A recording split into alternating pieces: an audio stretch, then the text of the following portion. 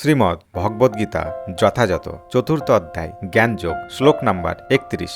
নায়ম লোকহস্ত যজ্ঞস্য Couto হন্যা Kuru সত্যতম।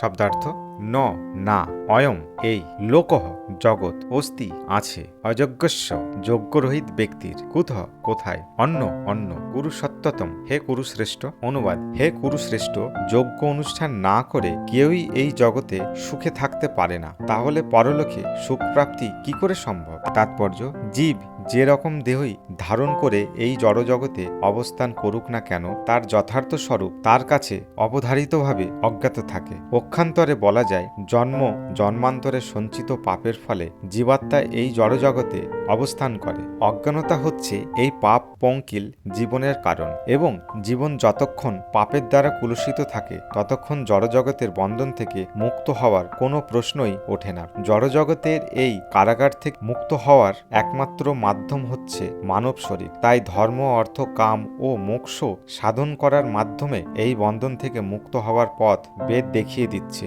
ধর্মের পথে অগ্রসর হয়ে বিভিন্ন যাগযজ্ঞের অনুষ্ঠান করলে স্বাভাবিকভাবেই আমাদের অর্থনৈতিক সমস্যার সমাধান হয়। যজ্ঞ অনুষ্ঠান করার মাধ্যমে খাদ্য, শস্য, দুধ আদি পর্যাপ্ত মাত্রায় অর্জন করা যায়। তখন অত্যাধিক হারে জনসংখ্যা বৃদ্ধি পেলেও খাদ্যদ্রব্যের কোনো অনটন হয় না। দেহে এই সমস্ত স্থূল প্রয়োজনগুলি মিটে গেলে তখন স্বভাবতই ইন্দ্রিয়তৃপ্তির প্রশ্ন আসে। তাই বেদে নিয়ন্ত্রিতভাবে ইন্দ্রিয়তৃপ্তির জন্য বিবাহযোগ্য বিধান বর্ণিত হয়েছে। এভাবেই ধীরে ধীরে জড়বন্ধন থেকে মুক্ত হওয়ার দিকে অগ্রসর হওয়া যায়। মুক্ত জীবনের সর্বোচ্চ স্তর হচ্ছে ভগবানের সঙ্গ লাভ করা। উপরের বর্ণনা অনুসারে আমরা দেখতে পাই যে যজ্ঞ অনুষ্ঠান করার মাধ্যমে জীবনের পূর্ণতা আসে, কিন্তু বৈদিক শাস্ত্র অনুসারে যদি কেউ এই সমস্ত যজ্ঞের অনুষ্ঠান না করে তাহলে সে এই দেহের মাধ্যমে সুখী জীবনের কি করে আশা করতে পারে, এবং অন্য গ্রহে গিয়ে পরবর্তী জীবনের কোনো তো কথাই নেই।